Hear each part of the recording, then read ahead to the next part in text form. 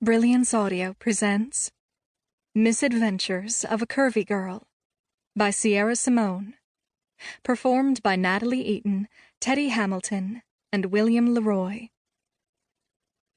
The car was my first mistake. I can admit that now, sitting here in the mud, my windshield almost too splattered with the stuff to make out the herd of cows chewing curiously at me on the other side of the fence. With a low curse and a glare back at the judgmental cows, I fumble for my phone, thinking I'll call someone. Anyone. A friend, a tow truck, an Uber. But when the screen lights up, I realize there's no LTE out here. There's not even 3G. Not even 3G. No cell service at all, actually. I throw myself back against my seat and listen to the sporadic drumming of rain on my roof. When my coworkers back at Typeset, the social media strategy firm I work for, heard I was heading out to the Flint Hills in my Prius, they laughed and teased, and a couple even offered me their trucks. But I refused. My little blue car may look like a piece of candy, but it's never let me down in the city, not once. I didn't see any reason it would let me down just because I was a couple of hours west. I see the reason now, I assure you. 2 words. Dirt roads. I get out of the car again, pushing open my umbrella to shield me from the petulant, spitting rain while I walk around my vehicle to confirm for a final time that yes, all 4 tires are stuck deeply in the mud. It's rained the past 3 days straight. Something not even worth noticing back in Kansas City, except maybe to whine about how it slowed morning traffic. But out here, in farm country, the rain definitely makes itself known.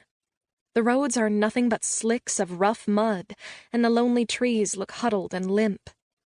The long fingers of summer grass crowding up along the sides of the road are battered down by the days of rain, and the wet emerald stalks peppered with yellow coneflowers and purple spiderwort look just as sodden and battered.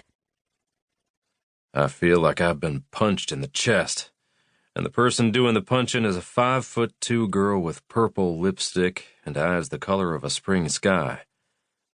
I'm suddenly a clumsy country boy all over again, even though this woman is at least 10 years younger than me and clearly in need of help.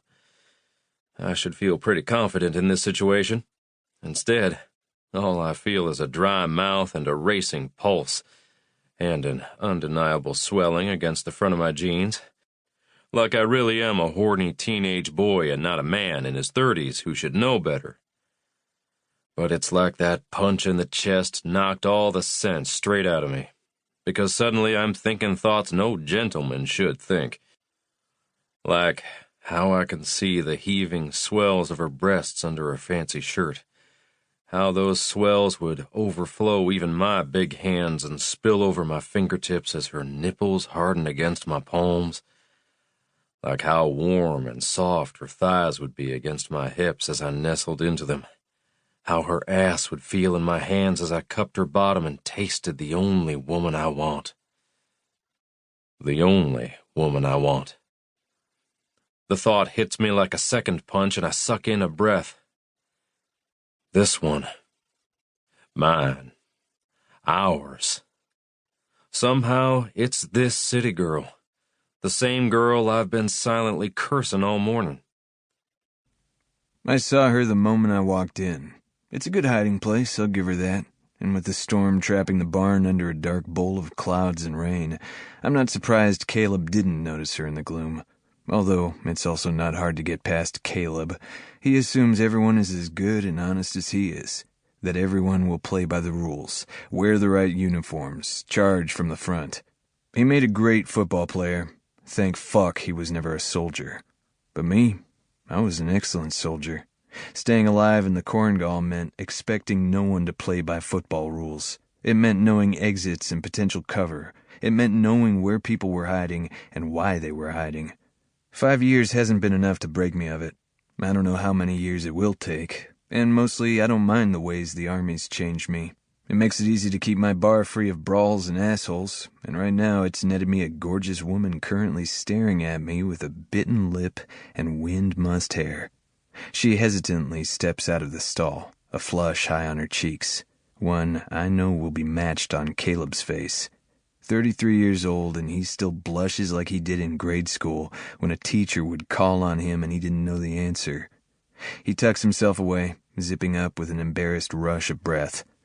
"Ireland," he says, but stops after only her name.